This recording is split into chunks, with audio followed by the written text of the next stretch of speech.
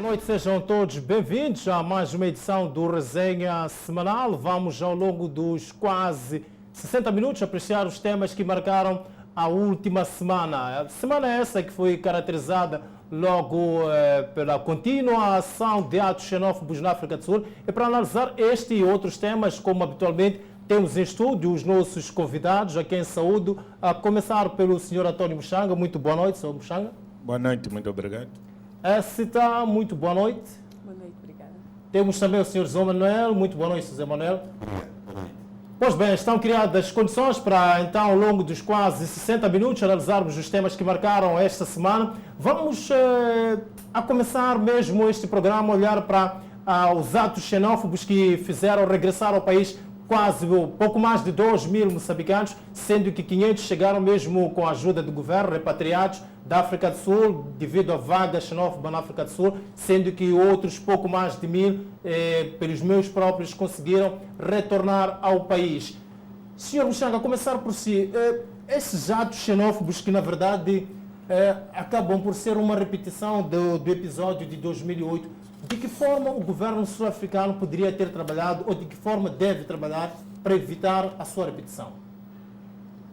Primeiro, quero cumprimentar aos telespectadores, agradecer à TV Miramar pela oportunidade, agradecer a Deus pela proteção e vida que tem nos proporcionado.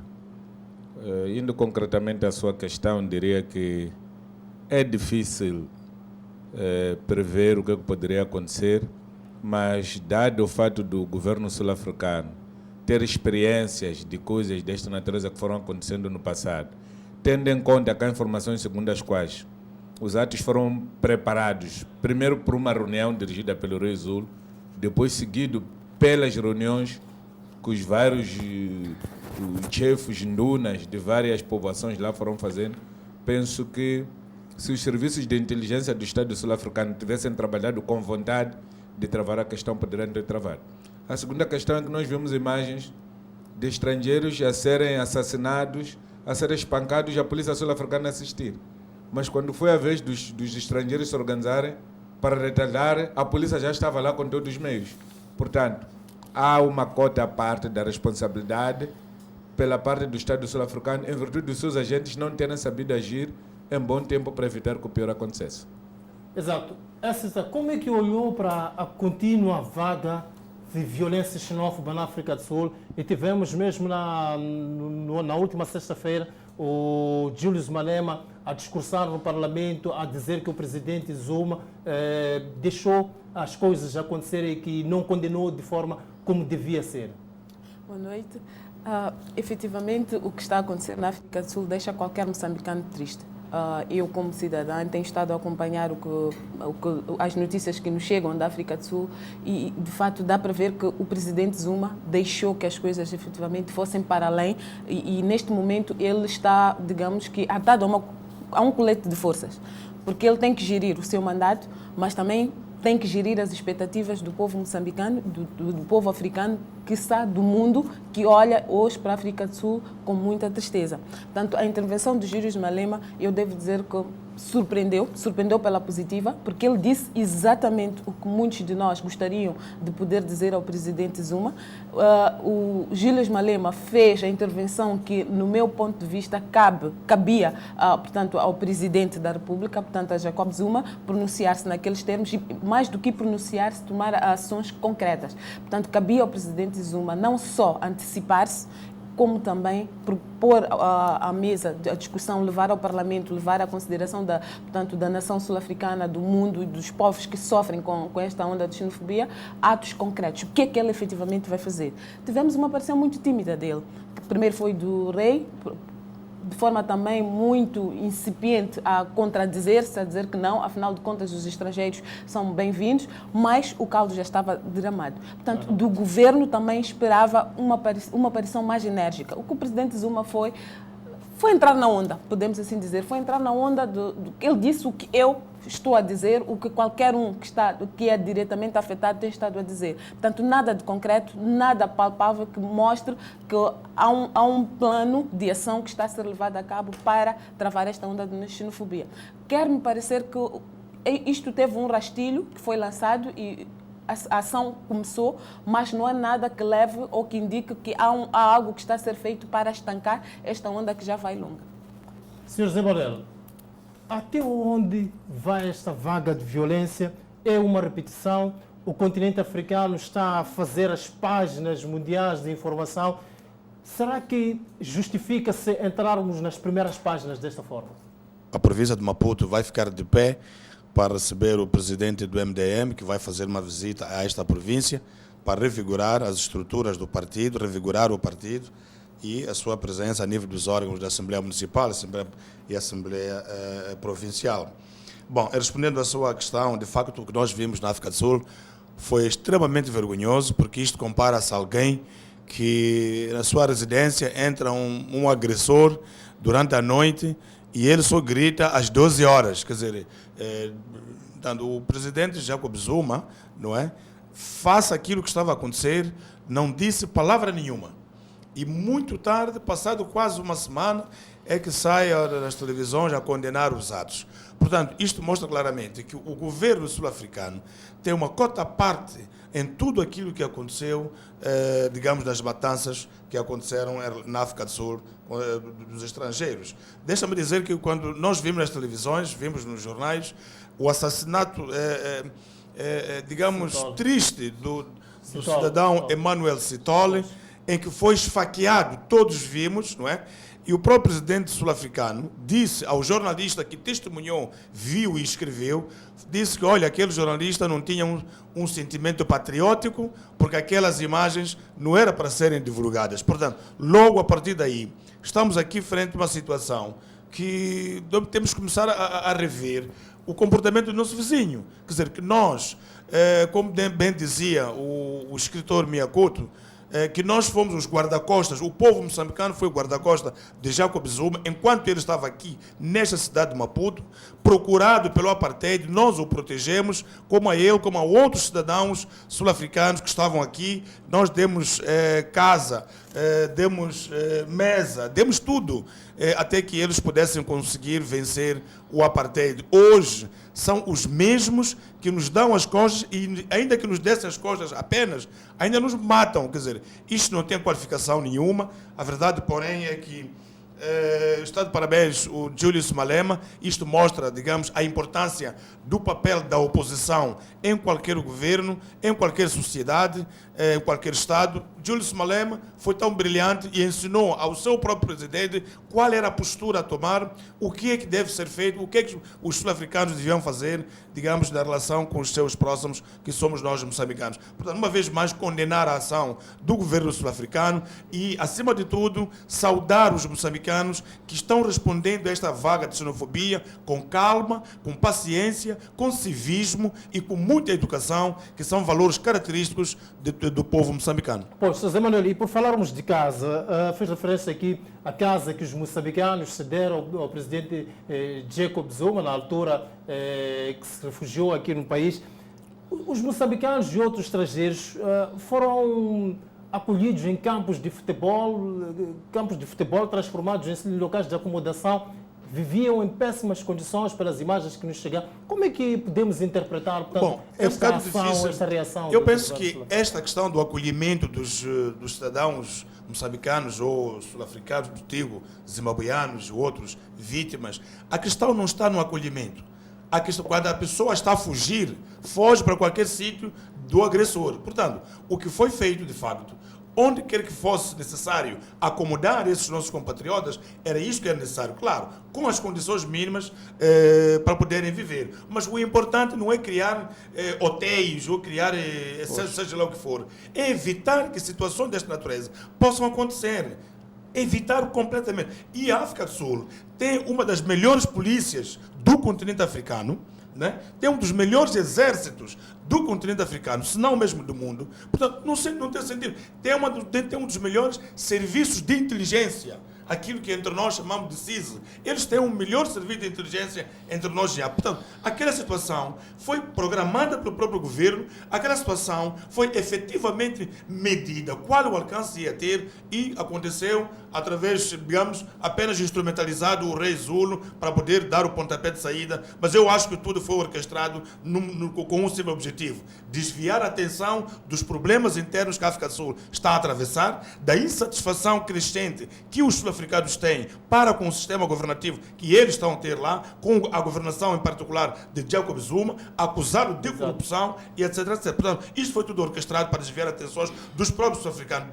Disse bem Miyakuto, este foi um ataque e uma agressão aos próprios sul-africanos, mais do que aos moçambicanos. Exato. E na esteira mesmo desta vaga de violência xenófoba na África do Sul, várias organizações levantaram o papel, questionaram sobre o papel da União Africana, questionaram sobre o papel desse ADC. Somushanga, como é que viu a ação ou a inação destas organizações?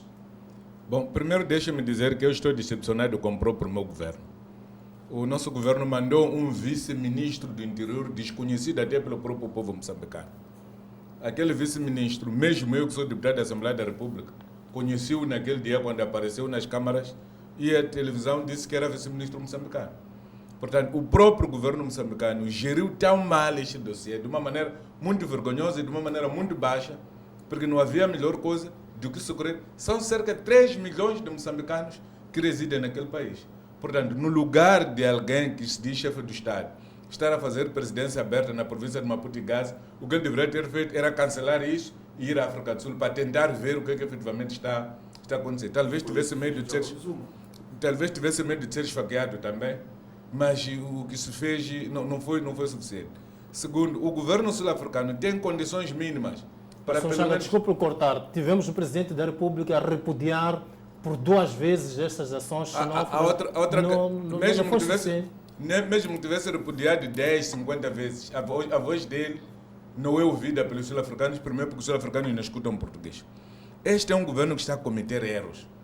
O ministro da Justiça está a visitar cadeias esta semana. Não foi a cadeia que tem problemas, para ter que ir hoje a correr, porque o programa, linha direta, não, o programa do Martinho aqui, é que teve que anunciar que os presos estão se a matar na cadeia. Ele teve tanto tempo para saber o que estava a acontecer, ir para lá para evitar o pior. É a mesma coisa que aconteceu com o nosso governo. O nosso governo deveria ter mandado lá uma figura do tamanho do primeiro-ministro, uma figura do tamanho da presidente da Assembleia da República, que é membro até do Parlamento Pan-Africano. E para sensibilizar os seus colegas do Parlamento Pan-Africano e do Parlamento da SADC para fazerem alguma coisa. Só ontem é que a Assembleia da República de Moçambique se recordou que tinha cidadãos... Mas olhando para o papel da União Africana, desse ADC... Foi inexistente. O papel dessas organizações foi inexistente. Eu prefiro agradecer o governo dos Estados Unidos da América, que passadas 48 horas conseguiu se pronunciar. O governo britânico, que passadas 24 horas daquela vergonha, depois do discurso do presidente Jacob Zuma, conseguiu decretar sanções. Mandou suspender todo o produto sul-africano para não entrar na Inglaterra, pelo menos de forma direta, para eles perceberem que as pessoas estão a matar são pessoas que têm direito à vida. E chego à conclusão de que isso é que mexeu os sul-africanos. Porque quando nós gritávamos, a nossa voz era quase que a voz do burro que não chega ao céu. Portanto, para dizer que é preciso as pessoas terem previsões. Quando algumas coisas aparentam que não estão claras, os altos dirigentes devem se meter lá para tentarem persuadir e ver se as coisas podem mudar. Nem o ministro de Negócios Estrangeiros conseguiu se fazer a África do Sul. Nem o primeiro-ministro conseguiu se fazer a África do Sul. Nem o presidente da República conseguiu se fazer a África do Sul. Nem o ministro do Interior, nem o ministro da Defesa. Quer dizer, aquela delegação mandatada para lá é uma delegação insignificante para a dimensão da questão ou do problema que aconteceu para com os moçambicanos. Pois, César, partilha desta opinião olhando para aquilo que foi o papel do Presidente da República no domínio desta questão, olhando para o desdobramento que foi feito, temos uma representação na África do Sul, olhando também para a questão da União Africana e SADC, que leitura pode fazer? Bom, primeiro eu gostaria de dizer aqui 2 coisas. Nós temos relações diplomáticas com a África do Sul e temos lá um embaixador. Portanto, o embaixador representa o chefe de Estado naquele território. O que o governo fez, despachou para a África do Sul uma comissão com mandato suficiente para se inteirar do que é que está a acontecer e manter o chefe de Estado informado, por um lado. O fato de nós não conhecermos significa que nós não lidamos com a pessoa. Quem foi à África do Sul não foi o cidadão, foi alguém investido de poderes, mandatado pelo chefe de Estado, por sinal é vice-ministro, portanto, do interior. É este poder que tem que estar lá. Não, eu acho que nós temos que parar de olhar para essa e dizer, mas quem é esse? Nós temos que olhar o mandato que eu carrego e a missão que me leva lá. Eu acho que isto o governo fez. Aqui em Moçambique foram também criadas as condições, este mesmo governo criou um centro transitório, portanto, que as pessoas podiam ser acolhidas e, entretanto, a nossa diplomacia também pronunciou-se, tem estado em contato com o governo sul-africano, o presidente da República falou para a nação. Portanto, se estes esforços todos são insignificantes, se estes esforços todos não foram suficientes, posso até concordar, porque efetivamente há vidas aqui que se ceifaram. Há vidas aqui que nós temos a lamentar, temos irmãos, temos concidadãos que perderam tudo, voltaram para Moçambique de mãos a abanar. Mas é preciso, no meio de tudo isto, não nos esquecermos de olhar em perspectiva. Tivemos um problema, é grave, sim, mas temos que ver qual é o papel de Moçambique, o que é que nós podemos fazer e qual é a decisão que nós queremos tomar. Será que não queremos continuar com estas relações que nós consideramos amistosas? Pelo lado da África do Sul, infelizmente, tivemos uma resposta hostil, mas o que é que nós queremos como povo? Chegou-se a apelar à retaliação. O que a acontecer seria de lamentar. Se nós despachamos logo o chefe de Estado, não é? Temos certeza de que o presidente Zuma ia receber o chefe de Estado. O que é que o presidente ia lá fazer? Portanto, a figura do chefe de Estado tem que ser, o último recurso para resolver este problema. E eu penso que nós começamos bem.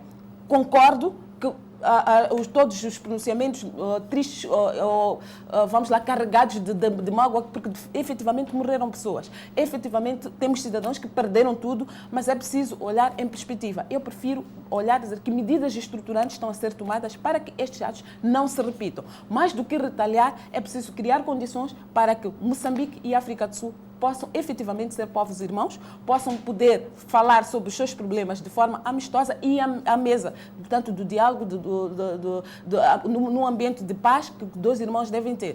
Portanto, ao meu ver, estas medidas foram as que se mostraram possíveis, foram as que se mostraram consentâneas com a realidade. União Africana, esse disse, ficou feliz com o papel? Não fiquei porque, efetivamente, e de forma muito honesta, não vi, portanto, o que é que eles fizeram. Vi ações isoladas, portanto, de cada um dos Estados, cada um deles foi repudiando. O Malawi ameaçou boicotar, tivemos alguns grupos, algumas organizações da sociedade civil, inclusive na própria África do Sul, organizações da sociedade civil que se levantaram e gritaram bem alto o seu não para a xenofobia. Mas a SADC como um bloco, a União Africana como um bloco, esta não conseguiu estar de braços dados e mostrar uma posição. Eu acho que neste momento era importante ter uma reação de bloco, porque este problema não aflige só moçambicanos. Não foram só cidadãos moçambicanos que saíram da África do Sul de mãos a abanar. Não foram só cidadãos moçambicanos que perderam lá vidas, perderam os seus irmãos. Portanto, é uma situação que atinge toda uma região e é preciso buscar soluções para o amanhã. O que aconteceu ontem, lamentamos, mas já aconteceu. É preciso ver o que é possível fazer para evitar estas situações, porque os problemas existem. O que desencadeou ações de xenofobia são problemas internos, são problemas que cada um dos Estados vive. Portanto, não só a África do Sul, como também outros Estados. Nós mesmos recebemos imigrantes. Nós hoje, se calhar, não falamos de sul-africanos que vêm para aqui, mas nós sentimos muita presença de senegaleses, sentimos muita presença de etíopes. E todos estes vêm para aqui, não vêm fazer nada diferente do que nós, moçambicanos, vamos fazer na África do Sul. É buscar o Eldorado, buscar melhores condições. Então, é preciso olhar para esta migração como um problema real e buscar soluções também reais para um problema concreto. Muito obrigado, Esther. Portanto, este foi mais um dos temas que marcou a semana, a vaga de violência xenófoba na África do Sul, caracterizada então por assassinatos de estrangeiros, pilhagens a várias lojas. Um tema que voltaremos depois do intervalo a olhar, e dessa feita vamos ouvir então a leitura do Sr. José Manuel. Boa noite, até já.